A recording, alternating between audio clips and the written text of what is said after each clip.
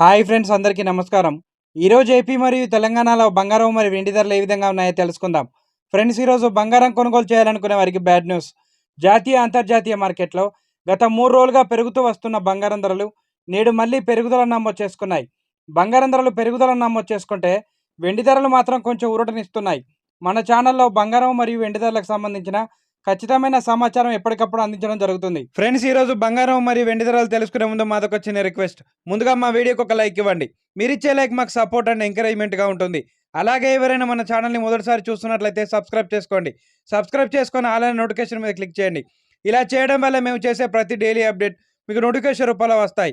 Friends, ఇక 2 తెలుగు రాష్ట్రాల్లో ముఖ్య పట్టణాలు హైదరాబాద్ మరియు విజయవాడ బిలియన్ మార్కెట్లో 22 క్యారెట్ల 10 గ్రాముల తులం బంగారం ధరకు ₹200 పెరుగుదలను నమోదు చేసుకొని ₹83,100 వద్ద సెల్ అవుతుంది. 22 క్యారెట్ల 8 గ్రాముల బంగారం ధరకు ₹160 పెరుగుదలను నమోదు చేసుకొని ₹66,480 వద్ద సెల్ అవుతుంది. 22 క్యారెట్ల 1 గ్రామ్ బంగారం ధర ₹8,310 వద్ద సెల్ అవుతుంది.